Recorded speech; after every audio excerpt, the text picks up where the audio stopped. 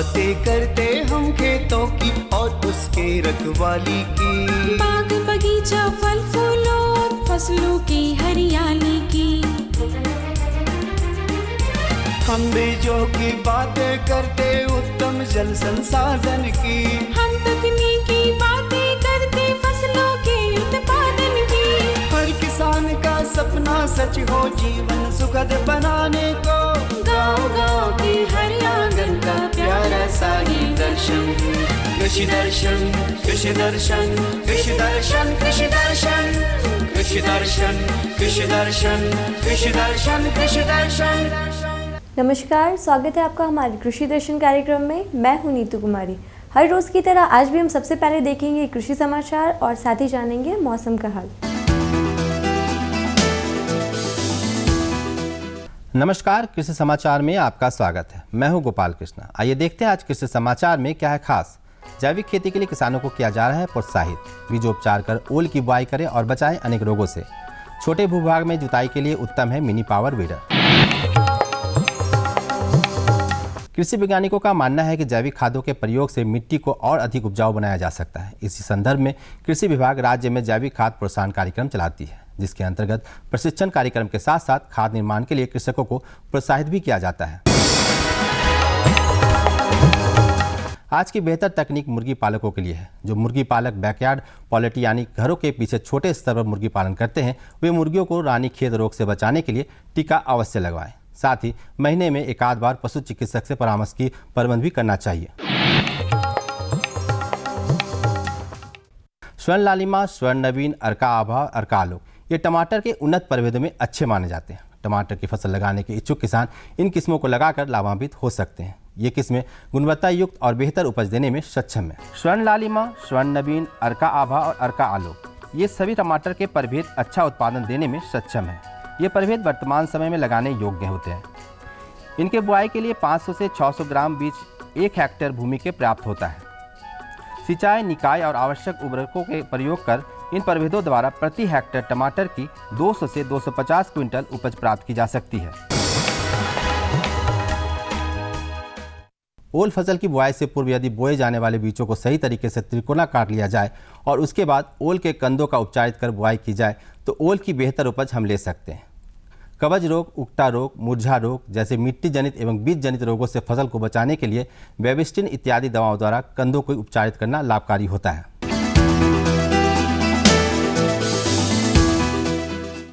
छोटे खेत बगीचों या कम भूभाग में जुताई करना हो तो इसके लिए बहुत ही उपयोगी कृषि उपकरण है मिनी पावर वीडर। मोटर चालित ये मिनी पावर वीडर बहुत ही कम समय में खेत की बुआई के लिए तैयार कर देता है।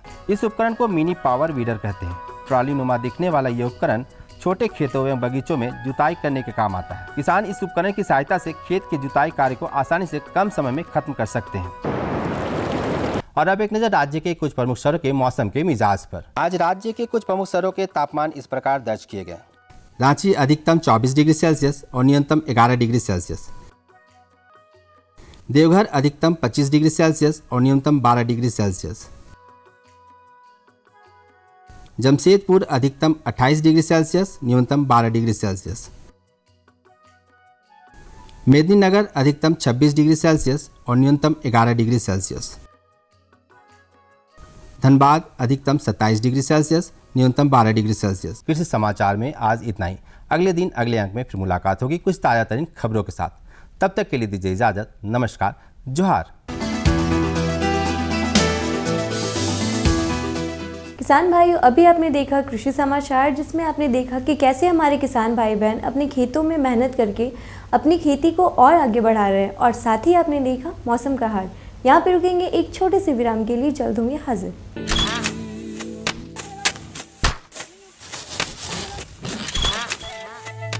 भारत एक कृषि प्रधान देश है। भारतीय अर्थव्यवस्था में कृषि एक मुख्य स्तंभ की तरह है और हमारे किसान अन्नदाता। लेकिन कभी कभी प्रकृति के सख्त तेवर के कारण हमारे किसानों को उचित कृषि उत्पाद हासिल नहीं हो पाता। ऐसी स्थिति में उन्हें सुरक्षित रखने के लिए प्रधानमंत्री फसल बीमा योजना प्रदान की गई है। प्रधानमंत्री फसल बीमा योजना को किसानों तक पहुंचाना और उन्हें लाभान्वित करने का काम बैंक और राज्य स्तरीय बैंकर समितियां यानी SLBC की हैं। इनमें सार्वजनिक और निजी वाणिज्यिक बैंक के अलावा क्षेत्रीय, ग्रामीण, सहकारी बैंक के साथ साथ कई प्राथमिक कृषि सहकारी ऋण समितियों को भी शामिल किया गया है। इस योजना का लाभ उठाने के लिए किसानों का नामांकन जरूरी है। इस समय 540 बैंक की 1.5 लाख शाखाओं के द्वारा किसानों का नामांकन किया जा रहा है। प्रधानमंत्री फसल बीमा योजना एक कारगर उपाय है। ये हमारे लिए सुरक्षा कवच की तरह है। फसल अगर बर्बाद भी हुई तो भी हमें मुआवजा मिल जाता है। जमीनी स्तर पर की गई समीक्षा और अध्ययन के आधार पर कृषि मंत्रालय भारत सरकार की योजना प्रधानमंत्री फसल बीमा योजना में कई बदलाव किए गए हैं। इस बदलाव के कारण किसानों की समस्याओं का निदान कर उन्हें और सशक्त बनाया जा सकेगा। इसके अलावा SLBC और बैंकों के कार्यों और भूमिकाओं को और अधिक विस्तृत किया गया है।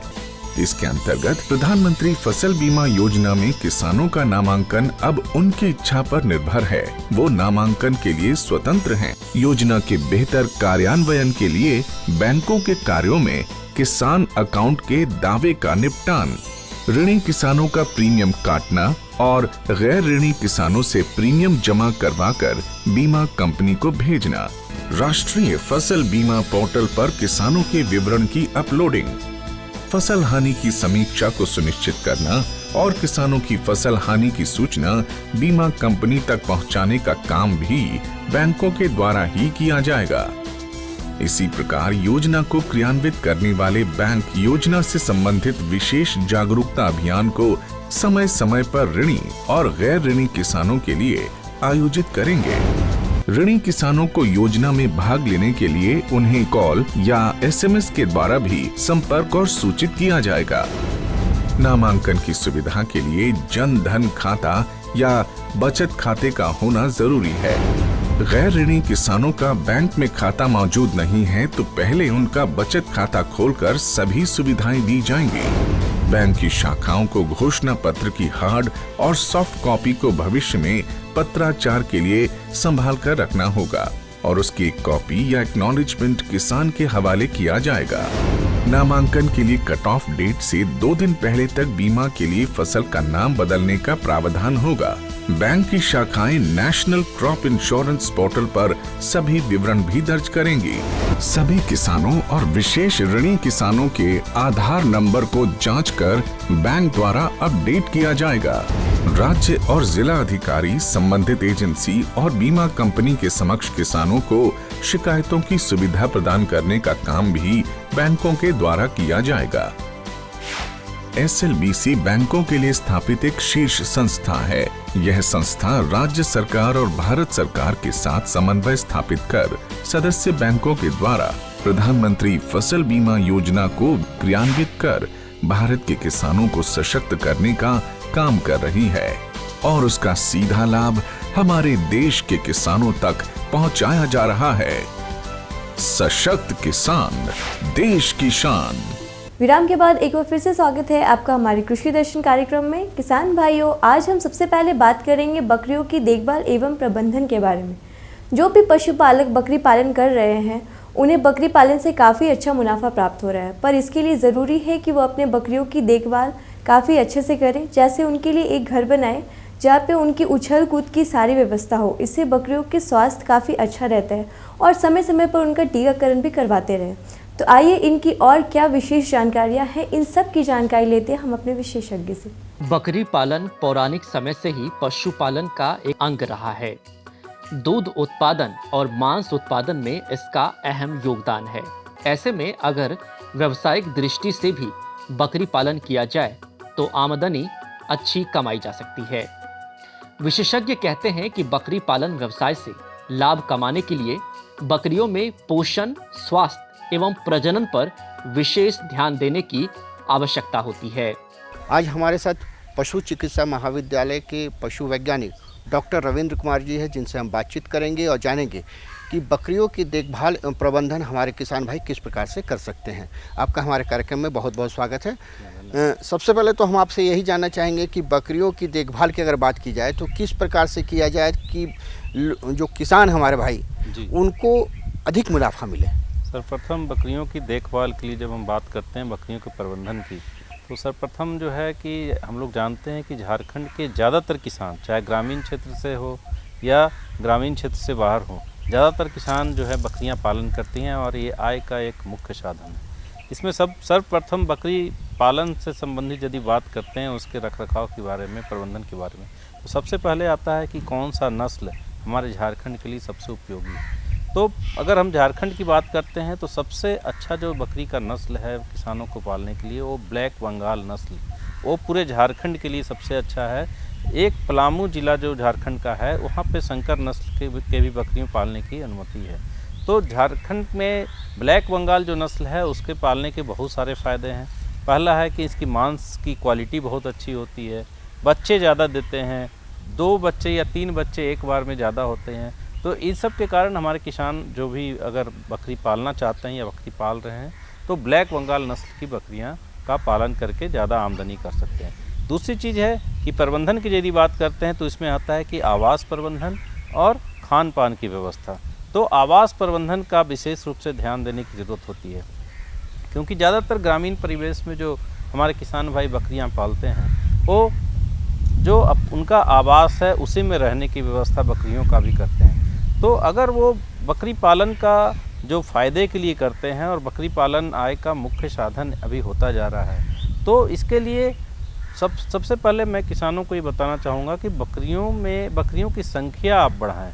जैसे ज़्यादातर किसान 2, 3, 4 बकरियाँ पालते हैं, लेकिन अगर वो बकरियों की संख्या बढ़ा करके 10, 12, 20 या 25 बकरियाँ करते हैं तो उनको निश्चित रूप से आमदनी ज़्यादा होगी। और इसके लिए आवास की व्यवस्था भी हमारे किसानों को करना चाहिए। तो आवास में सबसे पहले इनके जो सबसे बड़ा फ़ायदा है बकरी, चूँकि इसको गरीबों की गाय भी कहते हैं, तो इसमें रख रखाव पे खर्च बहुत कम है। आप साधारण आवास बना करके भी बकरियों को रख सकते हैं। बकरी पालन में आवास भी बेहद महत्वपूर्ण होता है। इसके लिए ज्यादा जगह की आवश्यकता नहीं पड़ती। मचान की व्यवस्था और साफ सफाई पर विशेष ध्यान देना जरूरी होता है। हवा और रोशनी का प्रबंध भी होना जरूरी हो जाता है। बकरियों में जो आवास, जो जगह की आवश्यकता होती है वो भी काफ़ी कम होती है। 15 से 20 वर्ग फीट अगर जगह एक बकरी को दे देते हैं तो ये काफ़ी होती है। उससे ज़्यादा जो है नर जो बकरे होते हैं उसमें आवास की जो जगह की जो आवश्यकता होती है वो लगभग 20 से 25 वर्ग फीट की होती है। तो इतना आवास दे करके, और साथ ही साथ आवास में एक और ध्यान देना है कि बकरियों की जो आवास बनाते हैं उसमें एक मचान बनाने की ज़रूरत होती है, क्योंकि बकरियां ज़्यादा मचान पे बैठकर रहना पसंद करती है। और चूँकि उसके मल मूत्र से नीचे जो ज़मीन होती है वो कच्ची ज़मीन जो भीग जाती है, तो वो बकरियां जो है सूखी जगह ज़्यादा पसंद करती है। साथ ही साथ बकरी पालन के लिए चराने की व्यवस्था भी होनी चाहिए। इसके लिए हमारे किसान भाई जो है हरे चारे का भी उत्पादन करके, अगर बाहर चराने की सुविधा नहीं है तो अपने खेतों में या बगीचे में हरे चारे, जो कि हरा चारा जो मौसम के अनुसार उपजाया जाता है, जैसे नेपियर है, बरसीम है, जो कॉफ़ी है, तो ये सब हरे चारे का उत्पादन कर बकरियों को हम लोग दे सकते हैं। बकरी पालन के लिए पशुपालकों को पोषण यानी आहार का पूरा ख्याल रखना चाहिए। विशेषज्ञ कहते हैं कि हरा चारा भरपूर मात्रा में देना चाहिए। इसके लिए दाना मिश्रण भी संतुलित मात्रा में जरूर दें। बकरियों में रख रखाव पे खर्च कम है, और ज़्यादातर पशुओं में देखते हैं जो खर्च होता है उसका लगभग 70 से 80% खर्च जो है खाने पे होता है।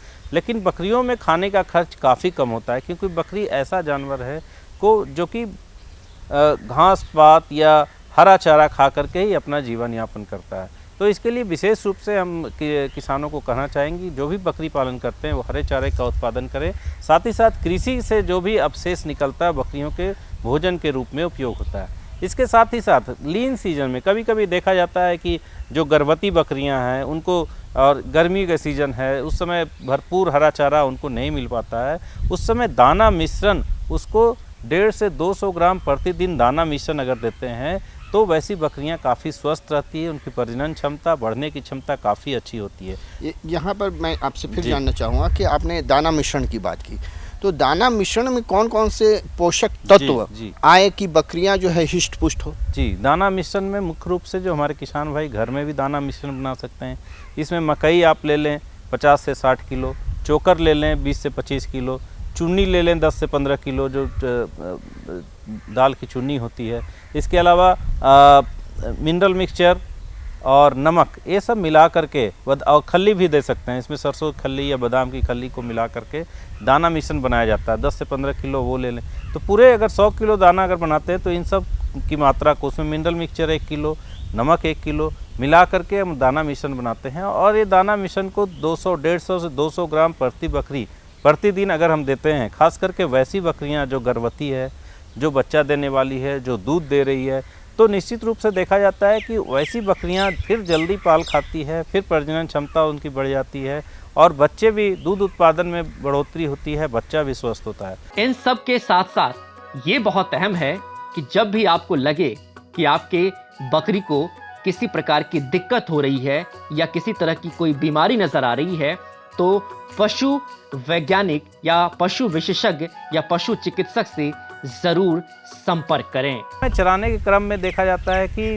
उसमें इन्फेक्शन का चांसेस ज़्यादा होता है, खास करके जो अंतः परजीवी होता है, तो उससे बचाने के लिए हर 3 महीने में एक बार कृमिनाशक दवा हमारे किसान भाई बकरियों को अवश्य दें। कृमिनाशक दवा में अल्बेंडाजोल या फेनबेंडाजोल बाज़ार में उपलब्ध होता है, तो वो लेकर के अगर आप डॉक्टर की सलाह लेके इसको दवा हर 3 महीने में देते हैं तो आपकी बकरियां जो है उसका स्वास्थ्य काफ़ी अच्छा रहेगा, तेज़ी से बढ़ेंगे, प्रजनन क्षमता, उत्पादन क्षमता दोनों अच्छा रहेगा। किसान भाइयों, अभी आपने देखा बकरियों की देखभाल एवं प्रबंधन के बारे में। अब अपने कार्यक्रम को आगे बढ़ाते हैं और बताते हैं झारखंड में गर्मा मक्का की खेती व प्रभेद के चुनाव के बारे में। किसान भाइयों, मक्का को बहुत ही पौष्टिक आहार के रूप में माना गया है। ये पशु और साथ ही साथ मनुष्य के लिए बहुत ही पौष्टिक आहार के रूप में साबित हुआ है। तो जो भी किसान भाई मक्का की खेती कर रहे हैं उनके लिए ज़रूरी है कि उनका चुनाव वो काफ़ी अच्छे ढंग से करें, अपने खेतों में सही समय पर सिंचाई करें, खादों का उपयोग करें, जिनसे फसल काफ़ी अच्छी होगी। तो आइए गर्मा मक्का की खेती में और क्या क्या चीज़ों की ज़रूरत है और कौन कौन सी प्रभेद का चुनाव करें, इन सब की जानकारी लेते हैं हम अपने विशेषज्ञ से। हाँ, सभी किसान भाइयों को मेरा जोहार। जहाँ तक हम लोग मक्का की बात करते हैं, झारखंड में मक्का मुख्य खाद्यान्न फसलों में से एक है और इसकी खेती हमारे प्रदेश में मुख्य सीजन खरीफ है। खरीफ के बाद रबी और गर्मा तीनों सीजन में इसकी खेती की जाती है।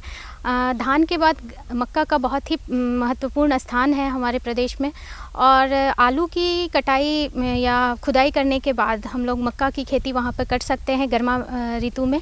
और इसके लिए सबसे पहले हम लोग खेत की तैयारी की बात करेंगे। खेत की तैयारी करते समय हम लोग ये ध्यान देंगे कि जैसे ही आलू खुदाई हो उसके बाद अच्छे से हम लोग खेत की जुताई कर लें। 2 बार देसी हल से जुताई करने के बाद लास्ट में कल्टीवेटर चलाकर और अच्छे से मिट्टी पलटने वाले हल से हम लोग खेत की जुताई कर लेंगे। उसके बाद पाटा चलाकर खेत को समतल कर लेंगे। खेत की जब हम लोग तैयारी कर रहे हैं उस समय ही 10 टन प्रति हेक्टेयर की दर से गोबर की सड़ी हुई खाद का प्रयोग करें, जिससे कि उत्पादन मिलने में हमें ज़्यादा उत्पादन मिलने की संभावना होती है। तो खेत की तैयारी करने के बाद जब हम लोग प्रभेद की चुनाव की बात करते हैं तो गर्मा मक्के में 2-3 किस्म बहुत ही अच्छी अभी जारी है, जैसे कि शक्तिमान 1, शक्तिमान 2, ये 2 किस्म ऐसी हैं जो कि संकर किस्म हैं। ये किस्म 105 से 110 दिन में तैयार हो जाती हैं और इनकी उत्पादन क्षमता 60 से 70 क्विंटल प्रति हेक्टेयर है। इसके अलावा गंगा 11, ये भी एक संकर किस्म है जिसकी उत्पादन क्षमता 50 क्विंटल प्रति हेक्टेयर है और ये तैयार होने की अवधि 100 से 105 दिन है। इसके अलावा हम लोग बात करेंगे संकुल किस्मों की, तो संकुल किस्मों में है आपका सुआन 1 और सुआन 1 ये तैयार होती है 145 से 155 दिनों में और इनकी जो उत्पादन क्षमता है 50 से 55 कुंटल प्रति हेक्टेयर है। इसके अलावा बिरसा कृषि विश्वविद्यालय से भी निकली हुई बहुत सारी किस्में हैं, जैसे कि बिरसा विकास मक्का 2 ये 45 से 55 क्विंटल इसकी उत्पादन क्षमता है और ये 135 से 140 दिनों में तैयार हो जाती है। इसके अलावा बिरसा विकास मक्का 1 भी है और यहाँ की कुछ संकर किस्में भी हैं जिसको कि हम लोग इस्तेमाल कर सकते हैं गर्मा में ये बुआई के लिए। तो ये कुछ अच्छी किस्में हैं जिनका कि किसान भाई चयन कर सकते हैं। इसके बाद आती है बीज दर की बात। तो बीज दर में हम लोग देखते हैं कि चूँकि ये गर्मा मौसम में हमें लगानी है तो 20 केजी प्रति हेक्टेयर की दर से हम लोग मक्का का बीज लेंगे और जो स्पेसिंग होती है, दूरी जो होती है बुआई की, वो पंक्ति से पंक्ति 60 सेंटीमीटर और पौधों से पौधे 20 सेंटीमीटर की दूरी हम लोग रखेंगे। तो इस तरह से कतार में मक्के की बुआई की जानी चाहिए। इसके बाद आती है बात उर्वरक प्रबंधन की। तो उर्वरक के लिए हम लोग देखते हैं नाइट्रोजन की जो ज़रूरत होती है वो 80 से लेकर 120 किलो प्रति हेक्टेयर की दर से अनुशंसित है। फास्फोरस जो होता है वो 40 से लेकर 60 किलो प्रति हेक्टेयर और पोटास है 40 किलो प्रति हेक्टेयर की दर से हमें डालनी चाहिए। तो जो प्रभेद की ड्यूरेशन है उसके हिसाब से हम लोग खाद का व्यवहार करते हैं। इसके अलावा जहाँ हम लोग चूँकि हमारे प्रदेश की मिट्टी आम्लीय है तो हर एक 3 साल पर चूने का व्यवहार होना चाहिए खेत में।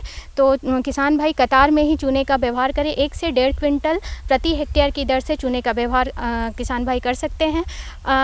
जब हम लोग बीज की बुआई कर रहे होते हैं तो किसान भाई एक चीज़ ये भी कर सकते हैं कि मक्के को पहले से भिगोकर उसके बाद उसका हल्का सा ये जर्मिनेशन कराकर तब बुआई करें। इससे क्या होता है कि जर्मिनेशन जल्दी होगी और जर्मिनेशन बढ़ भी जाती है। तो इसलिए पूर्व में अंकुरित बीजों का उपयोग भी कर सकते हैं किसान भाई। जहाँ की सिंचित अवस्था है वहाँ पर इस प्रकार खेती किया जा सकता है।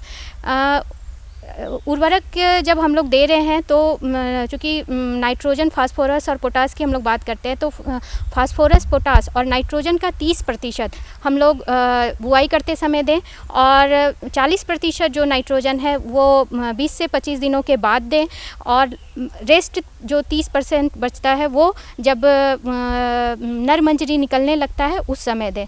और चूँकि मक्के की खेती में मिट्टी चढ़ाना बहुत ही आवश्यक एक सस्य क्रिया हो जाती है क्योंकि मक्के की जो पौधे की हाइट है वो काफ़ी लंबी होती है, गिरने ना सके इसके लिए हम लोग मिट्टी चढ़ाने का काम भी इसमें करते हैं। और ये 2 बार होनी चाहिए, एक 20 से 25 दिन के बाद जब उर्वरक देते हैं उस समय मिट्टी चढ़ाएं और दूसरी जो होती है 40 से 45 दिनों के बाद फिर से मिट्टी चढ़ाएं उर्वरक देते समय। तो मिट्टी चढ़ाने से जो फसल है सीधी खड़ी रहती है और गिरने की संभावना कम हो जाती है।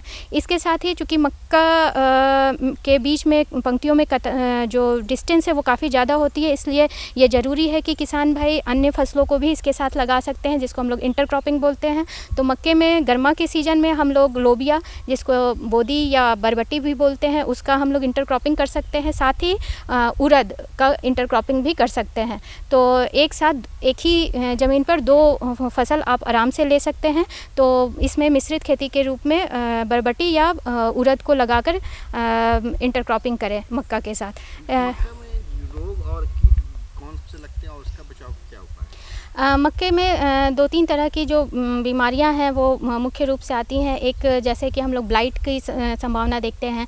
तो ब्लाइट से बचने के लिए हम लोग को है कि जो जब ब्लाइट का लक्षण दिखे, पत्ते में जैसे धब्बे पड़ने लगें, जलने लगें, तो उसके लिए उसमें हम लोग मानकोजेब का स्प्रे करें। 2 से 2.5 ml प्रति लीटर पानी में घोल बनाकर मानकोजेब का स्प्रे करें, या फिर बाविस्टिन चूँकि बहुत ही कॉमन सा दवा है उसका भी स्प्रे आप कर सकते हैं। 2 से 2.5 ml प्रति लीटर पानी में घोल बनाकर उसका स्प्रे कर सकते हैं। तो ब्लाइट आने पे ये करते हैं। दूसरी चीज़ है कीट की, अगर हम लोग बात करें तो इसमें फली छेदक का प्रकोप होता है। फली छेदक से बचाने के लिए हम लोग फेरोमोन ट्रैप का इस्तेमाल कर सकते हैं। 1 हेक्टेयर का अगर क्षेत्र है तो 10 से 15 फेरोमोन ट्रैप आप लगा सकते हैं। दूसरी चीज़ नीम बेस्ड जो भी आपका पेस्टिसाइड्स अवेलेबल है उसको हम लोग व्यवहार कर सकते हैं। 5 ml प्रति लीटर पानी में घोल बना के उसका हम लोग स्प्रे कर सकते हैं। इसके अलावा नुआन करके एक दवा आती है जिसको डाइक्लोरोवॉस के नाम से हम लोग जानते हैं, उसमें उसका हम लोग व्यवहार कर सकते हैं 2 से ढाई ml प्रति लीटर की दर से उसका व्यवहार कर सकते हैं।